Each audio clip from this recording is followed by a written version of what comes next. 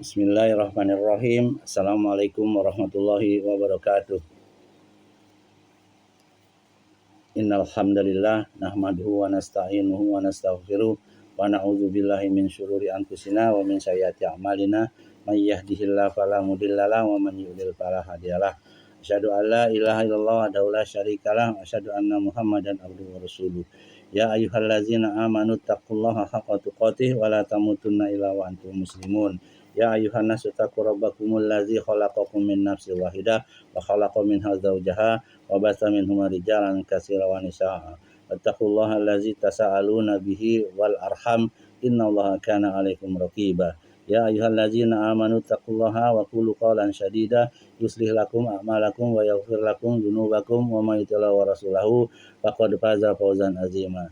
Amma ba'du fa inna khairal kalami kalamullah wa khairal haji Muhammad sallallahu alaihi wasallam wa syarrul umur muhdatsatuha fa inna kulla muhdatsatin bid'ah wa kulla bid'atin dhalalah wa kulla dhalalatin finnar.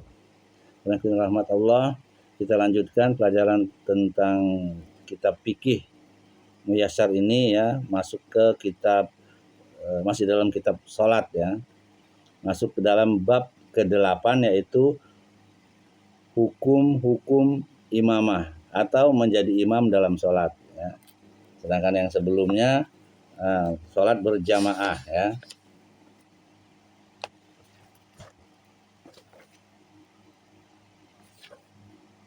Bab ini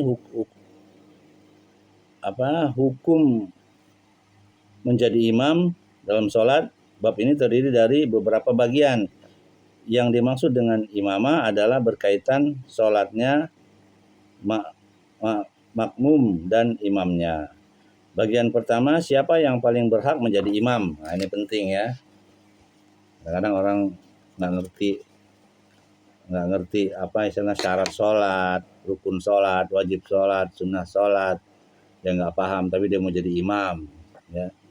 Apalagi bacaannya nggak benar, terutama bacaan Al-Fatihahnya. Ya. Seperti ada yang Alhamdulillah Rabbil alamin. Nah, nggak boleh ya. Artinya Alhamdulillah kalau dari dada itu artinya kematian buat Allah ya. Yang seharusnya Alhamdulillahi Rabbil alamin gitu. Segala pujian yang milik Allah. Kalau tadi ditekan begitu Alhamdulillah berarti kematian milik Allah ya. Terus juga dipanjangkan ta'alaihim. Nah, itu nggak boleh juga ya. Udah merubah makna ya. Bagian pertama,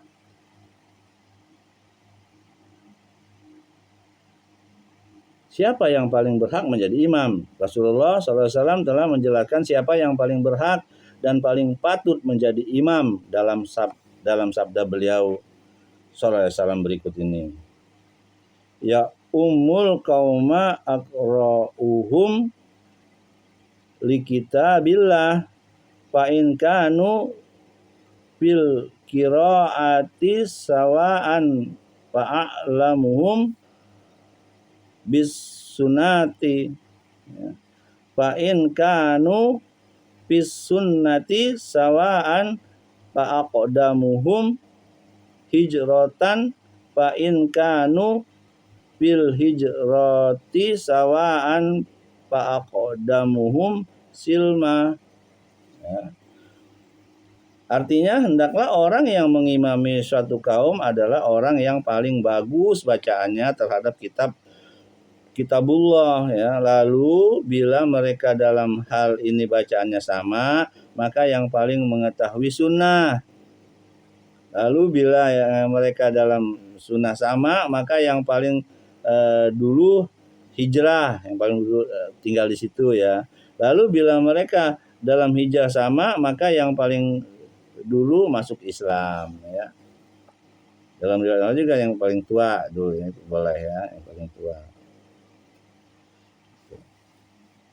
Orang yang paling patut dan paling berhak menjadi imam adalah sebagai berikut ya. Ada beberapa kriteria ya.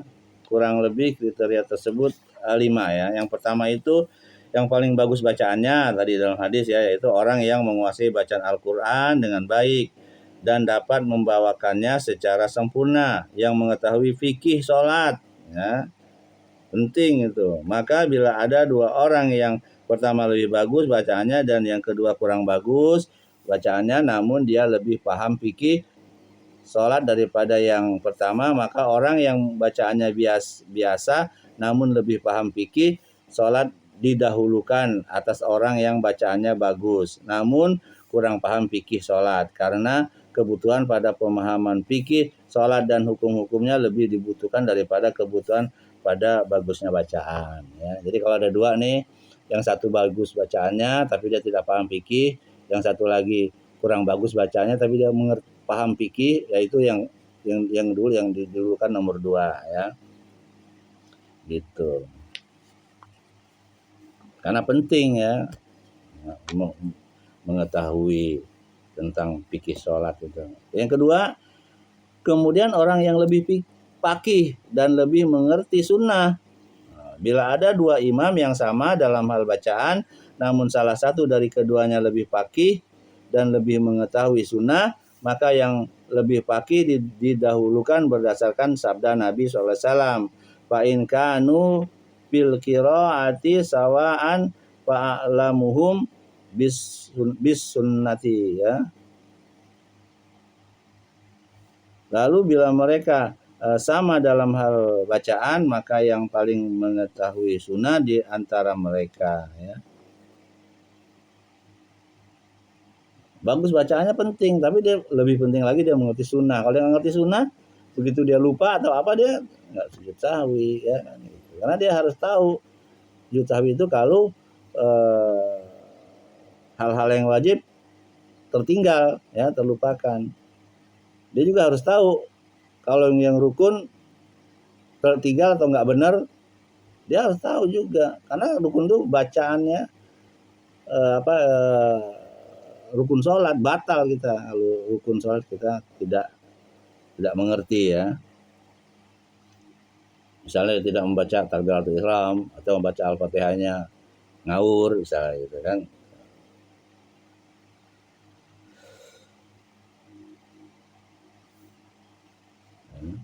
Yang ketiga, kemudian orang yang paling dulu hijrah dari negeri kekafiran ke negeri Islam, bila mereka sama dalam hal bacaan dan ilmu tentang sunnah, ya.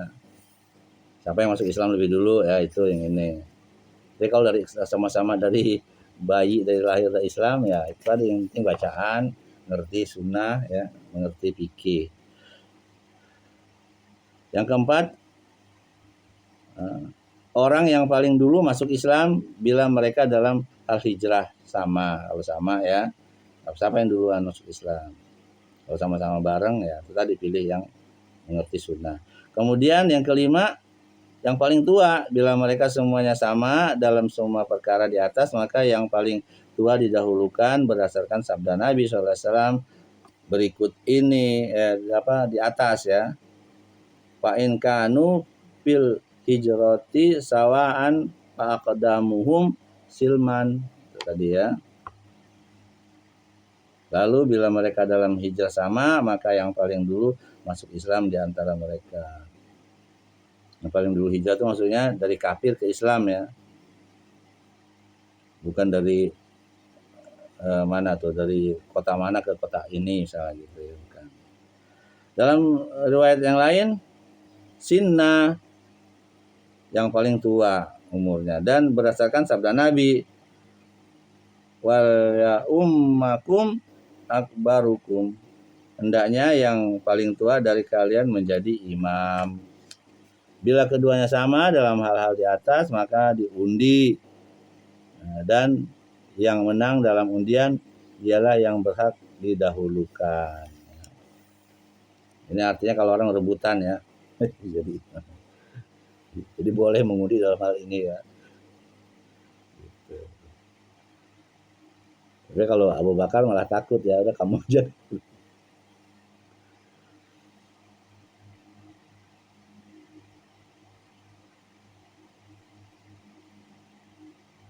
Tuan rumah lebih berhak menjadi imam daripada tamunya berdasarkan sabda Nabi SAW. la ya umman rajula fi ahlihi wala fi sultanihi. Janganlah seseorang laki-laki mengimami laki-laki lain pada keluarganya dan pada daerah kekuasaannya.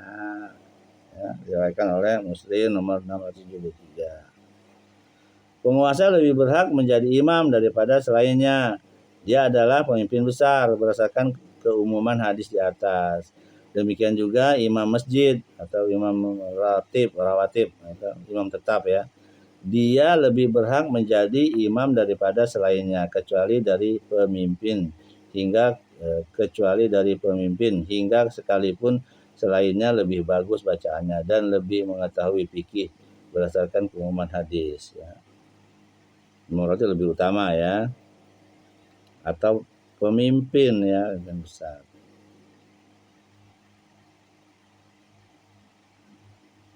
Dalilnya tadi ya, la ya ummanar rajula fi ahlihi wala fi sultani. Janganlah seorang laki-laki mengimami laki-laki lain pada keluarganya dan pada daerah kekuasaannya. Bagian yang kedua, orang yang haram menjadi imam. Nah, tadi orang yang berhak menjadi imam. Sekarang orang yang haram menjadi imam. Satu, wanita tidak boleh menjadi imam kaum laki-laki ya. Berdasarkan keumuman sabda Nabi, lan yufliha qaumun wallau amrohumum ro'atan. Tidak akan beruntung suatu kaum yang menyerahkan urusan mereka pada wanita. Makanya pemimpin presiden misalnya itu nggak boleh perempuan ya. Misalkan hadis ini ya. Karena pada hukum asalnya wanita itu dimundurkan di belakang shop untuk menjaga dan menutupi mereka. Seandainya wanita dimajukan ke depan menjadi imam, maka hal ini bertentangan dengan dasar syariat. Makanya kalau perempuan sholat di masjid itu ya berjamaah, dia paling belakang yang utama ya. Kalau laki-laki utama yang paling depan, paling depan. Kemudian orang yang berhadas dan orang yang terkena najis sementara dia mengetahui bila makmum tidak mengetahui hal itu sampai sholat selesai, maka sholat makmum sah. Ya, sholat imam enggak. Kalau dia tahu ya bahwa dia berhadas. Jangan dia tiba-tiba kentut di sana terus aja di imam, enggak boleh. Tapi boleh kalau dia mau ganti orang, dia mundur, orang yang di belakang imam yang maju.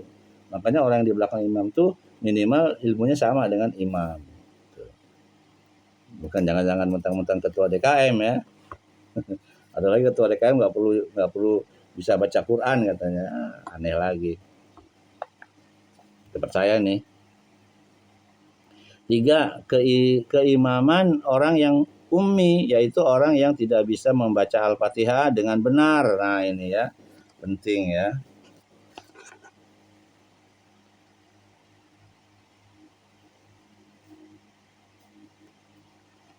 Karena Al-Fatihah itu rukun, kalau nggak benar ya batal sholatnya. Sehingga tidak bisa membacanya dengan hafalan yang tidak pula dengan bacaan langsung. Atau mengidghamkan huruf yang bukan idgham, atau mengganti huruf dengan huruf lainnya, atau salah dalam bacaan yang bisa mengubah makna, maka orang seperti ini tidak sah menjadi imam kecuali bila mengimami orang yang sama dengannya karena dia tidak mampu mewujudkan salah satu rukun sholat. Itu ya. Apalagi baca Al-Fatihah, Alhamdulillah, nggak boleh. Itu bukan segala puji, artinya kematian buat Allah ya. Oh, bahaya sekali dia, udah bisa keluar dia dari Islam itu ya. Boleh. Karena penting ya. Makanya kalau kita udah pernah ke Madinah atau Mekah, kita disuruh ngaji kan di sana. Yang didengar sama dia Al-Fatihah dulu. Coba baca Al-Fatihah benar. Kalau benar bagus, tapi kalau salah dibenarkan sama mereka ya. gitu. Saya pun kalau mengajar tuh saya utamakan baca Al-Fatihah dulu dengan benar, ya, gitu. Yang 4 ya, keimaman seorang fasik yang ahli bid'ah bila kefasikannya jelas dan mengajak kepada bid'ah yang mengkafirkan, maka tidak sah sholat di belakangnya berdasarkan firman Allah tabaraka wa taala berikut. A'udzubillahi minasyaitonirrajim. Apaman kana mu'minan kaman kana fasiqa la yastawun.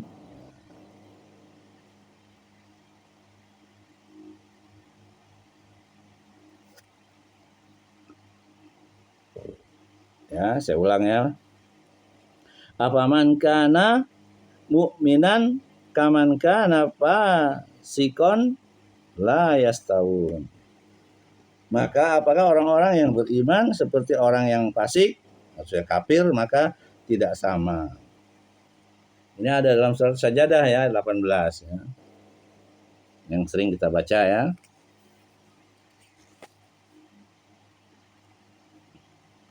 Kemudian bagian yang ketiga, orang yang makruh menjadi imam.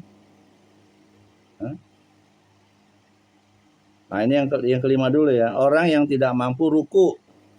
Ya, tadi yang keempat itu orang yang fasik tadi ya, ahli bid'ah. Yang kelima, orang yang tidak mampu ruku, sujud, berdiri dan duduk sehingga imamahnya tidak sah bagi makmum yang mampu melakukan semua itu ya. Orang yang nggak bisa ruku ya, duduk yang benar yang nggak bisa atau ya cacat lah gitu ya, nggak boleh. Ya, bagian yang ketiga itu orang yang makruh menjadi imam. Orang-orang berikut ini dimakruhkan menjadi imam, yaitu satu, orang yang banyak melakukan kesalahan logat bacaan ya, lahan dan kekeliruan dalam membaca. Ini untuk selain Al-Fatihah. Adapun kesalahan untuk Al-Fatihah yang mengubah makna, maka sholat berjamaah bersamanya tidak sah sebagaimana sudah dijelaskan hal ini berdasarkan sabda Nabi sallallahu alaihi wasallam. Ya umul qauma aqra'uhum, yang mengimami jamaah adalah orang yang paling bagus bacaannya. 2. Orang yang mengimami suatu kaum sementara mereka membencinya atau sebagian besar dari mereka membencinya berdasarkan sabda Nabi SAW. Ya.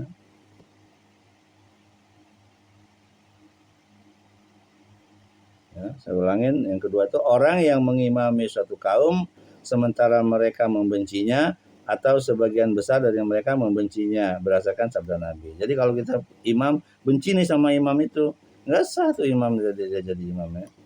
Gitu. Apalagi kalau banyak ya kaumnya ya. Dalilnya ini sabda Nabi.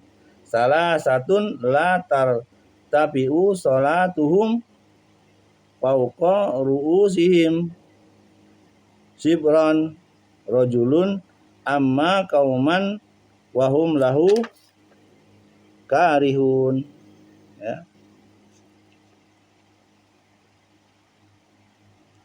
Ada 3 orang yang sholat mereka tidak bisa naik ke atas kepala mereka, yakni tidak diterima ya, 1 jengkal pun seorang laki-laki yang mengimami satu kaum sementara mereka membencinya. Jadi jadi imam ya. Pengen jadi imam mentang-mentang ketua DKM yang jadi imam. Ya, banyak orang yang nggak suka dengannya, nggak sah juga itu imam jadi imamnya. 3. Orang yang tidak jelas dalam mengucapkan sebagian huruf dan tidak mengucapkannya secara fasih. Demikian juga orang yang gagap dalam mengucapkan sebagian huruf seperti orang yang mengulang-ulang huruf pa atau orang yang mengulang-ulang huruf ta dan yang sepertinya. Hal ini karena dalam bacaan terdapat tambahan huruf ya. Cedal misalnya itu nggak boleh juga. Orang nggak bisa ngomong R juga nggak boleh. Bagian yang keempat, imam dari makmum. Yang sunnah adalah posisi imam di depan makmum sehingga makmum berdiri di belakang imam.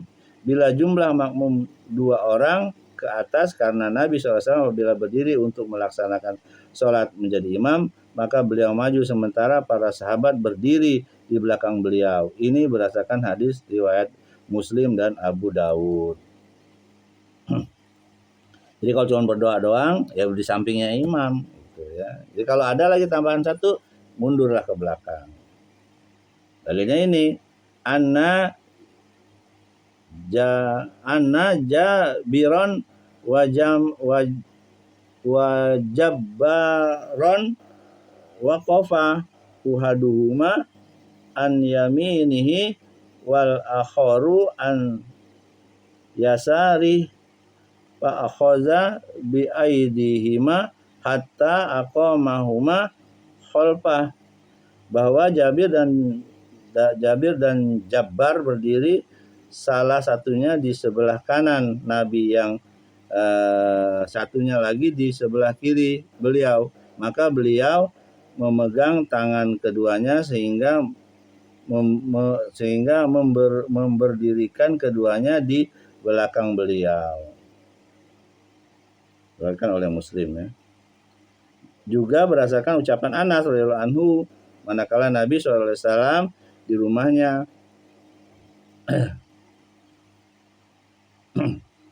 sholat di rumahnya ya. Tsumma ya ummu Rasulullah SAW wa naqumu khalfahu fa yusalli bina. Kemudian Rasulullah SAW menjadi imam dan kami berdiri di belakang beliau, lalu beliau sholat mengimami kami. Diriwayatkan oleh Muslim ya.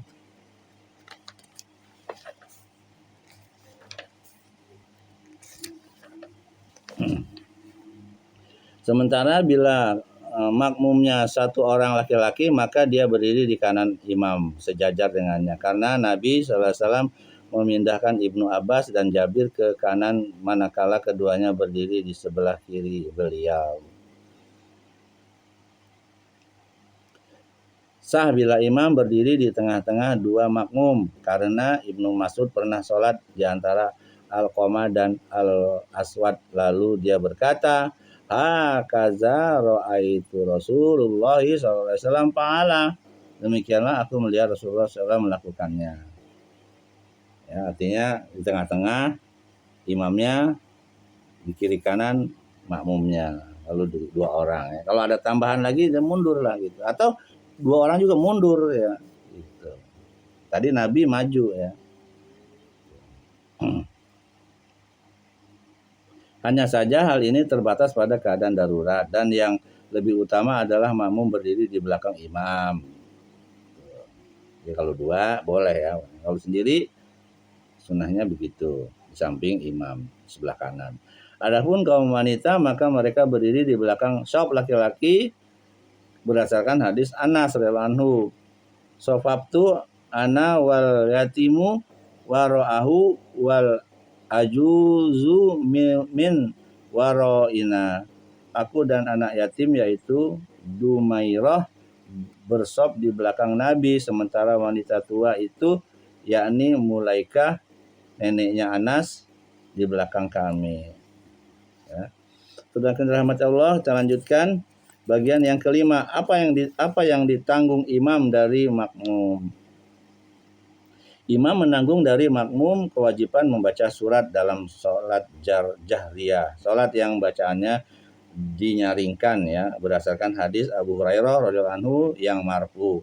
Wa iza qara'a apaan situ.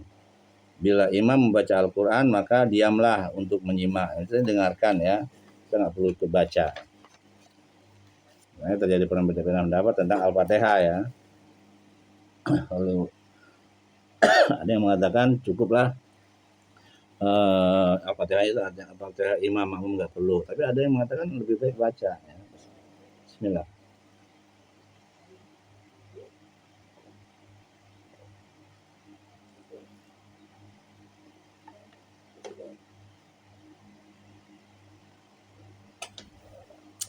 Dalilnya ini tadi, man kana lahu imamun faqira'atuhu lahu qira'atun.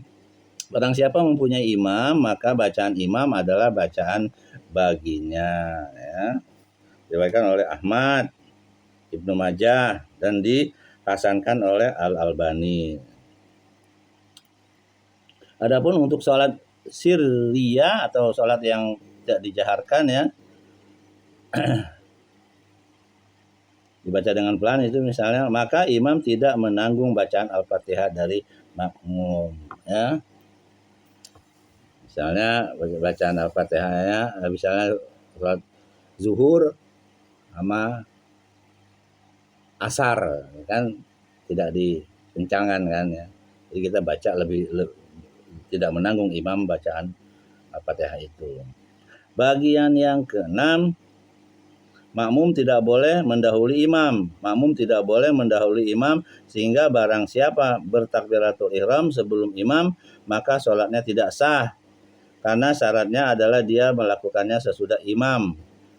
Sementara dia telah melewatkan syarat tersebut, maka makmum harus memulai perbuatan sholat sesudah imamnya berdasarkan hadis berikut, ya.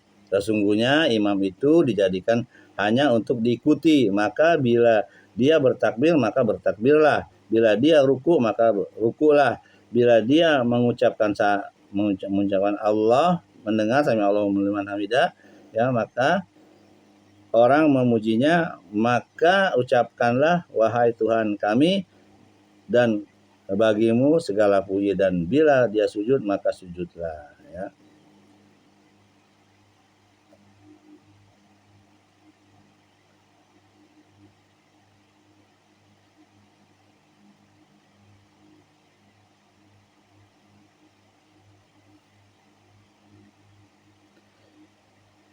Bila makmum bertakbir dan salam berbarengan dengan imam, maka hal ini makruh. Nggak boleh nunggu imam dulu, Allahu Akbar atau Assalamualaikum misalnya gitu kan. Nggak boleh bareng, ya, harus nunggu imam dulu, ya, baik takbir maupun salam. Maka hal ini makruh hukumnya, ya,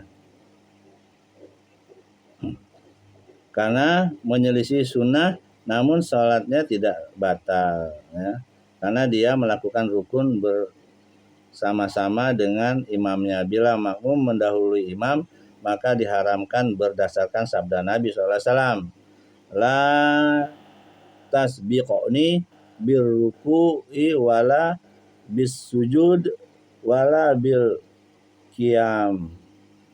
Janganlah mendahuluiku dengan ruku, sujud, dan berdiri.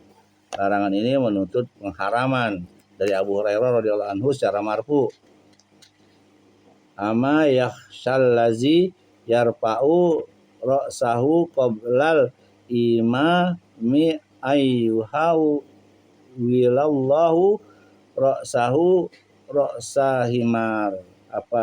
Apakah orang yang mengangkat kepalanya dari sujud atau ruku sebelum imam tidak takut bila Allah mengubah kepalanya menjadi kepala keledai, ya.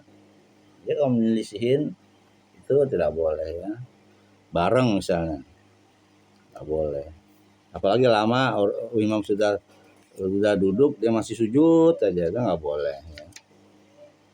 Bagian ketujuh, berbagai macam hukum seputar menjadi imam dan jamaah. Di antara hukum-hukum yang berkaitan dengan menjadi imam dan jamaah selain dari yang sudah disebutkan di atas adalah orang yang dewasa, ya, itu yang pertama, berakal dianjurkan untuk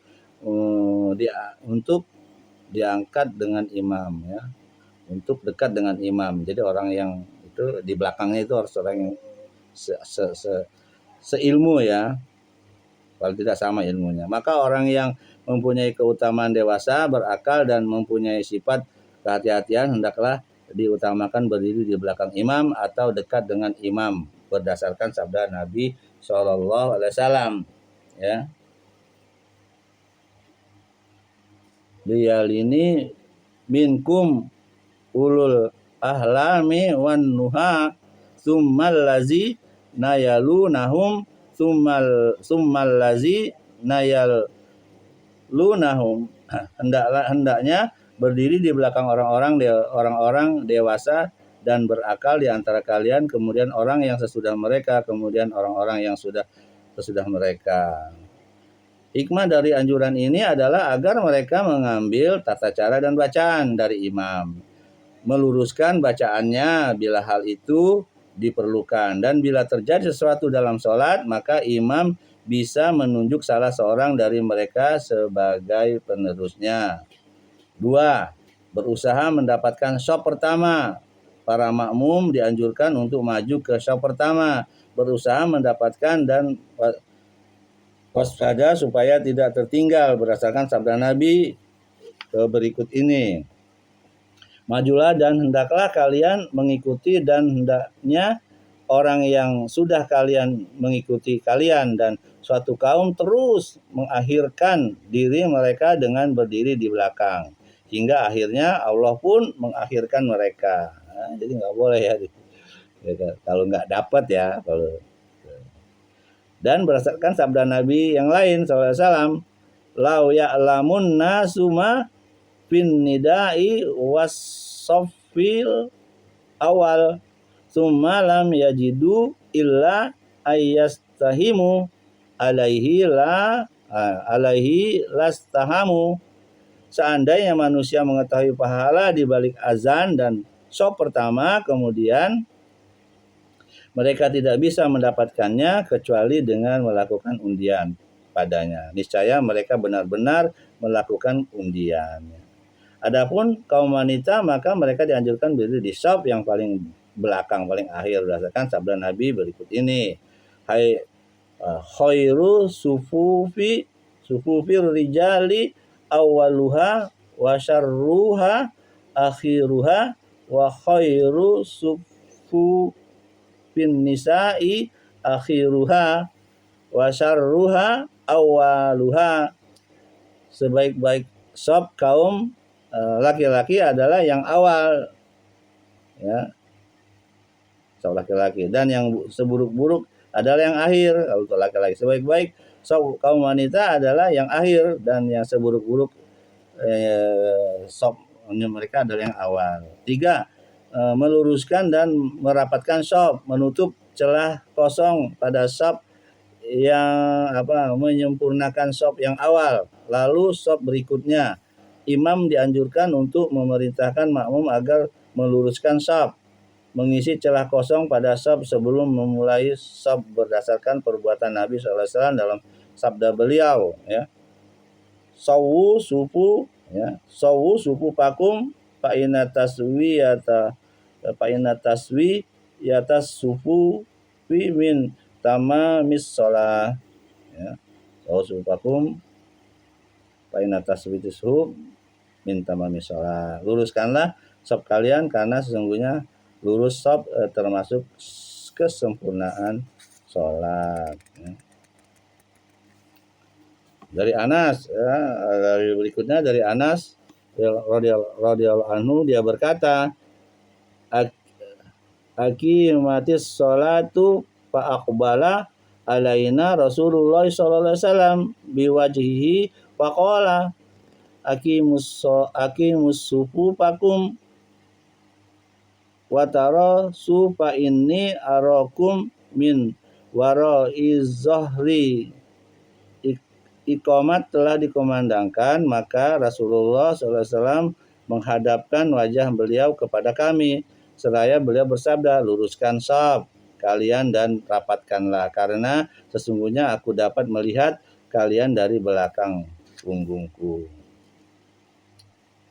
Anas juga berkata, kana ahaduna yulziku man kibahu biman kibiso ibihi wa qadamahu biqadamihi. Salah seorang dari kami bisa merapatkan pundaknya dengan pundak teman yang di sampingnya, kakinya dengan kaki teman yang di sampingnya. Dianjurkan menyempurnakan shaf pertama, kemudian shaf berikutnya, lalu bila ada kekurangan maka hendaknya yang kurang di shaf akhir berdasarkan sabda Nabi SAW. Tidakkah kalian membuat saf seperti para malaikat membuat saf di sisi Tuhan mereka? Para sahabat bertanya, wahai Rasulullah, bagaimana para malaikat membuat saf di sisi Tuhan mereka? Beliau menjawab, mereka menyempurnakan saf-saf yang pertama dan merapatkan saf. 4. Sholatnya orang-orang yang bersendirian di belakang saf tidak sah sholatnya seorang laki-laki yang berdiri sendirian di belakang saf berdasarkan sabda Nabi. La sholata limun faridin khalfas saffi.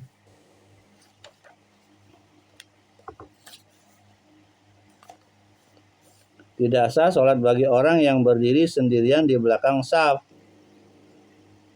Dan berdasarkan riwayat Wabisah, inna Rasulullah sallallahu alaihi wasallam ra'a rajulan yusolli khalfas saffi wahdahu fa'amarahu an yu'idas sholat. Bahwa Rasulullah SAW pernah melihat orang laki-laki sholat sendirian di belakang saf, maka beliau memerintahkannya untuk mengulang sholatnya. Ya. Artinya kalau masih ada saf sholat sendirian di belakang saf itu ya tidak sah ya sholatnya.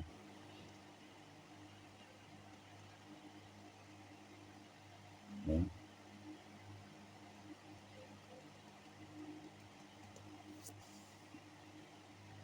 Artinya kalau misalnya saf pertama penuh, kita udah nyusut di belakangnya sendirian, tidak ada orang yang ini, wallahu alam ya, sebaiknya kita menunggu orang yang datang berikutnya.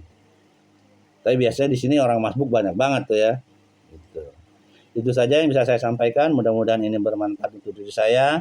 Apa yang benar itu datang dari Allah, apa yang salah itu datang dari diri saya sendiri, karena kebodohan saya, karena minimnya ilmu saya. Saya mohon ampun kepada Allah, mohon maaf kepada antum semua. Ya, kita selalu berharap kepada Allah agar ditambahkan ilmu, dimurahkan rezeki yang baik, diterima semua amal kita. Ya. Allahumma inni as'aluka ilman nafi'an wa rizqan thayyiban wa amalan mutaqabbalan. Subhanakallah bihamdik asyhadu an la ilaha illa anta astaghfiruka wa atubu ilaik. Assalamualaikum warahmatullahi wabarakatuh.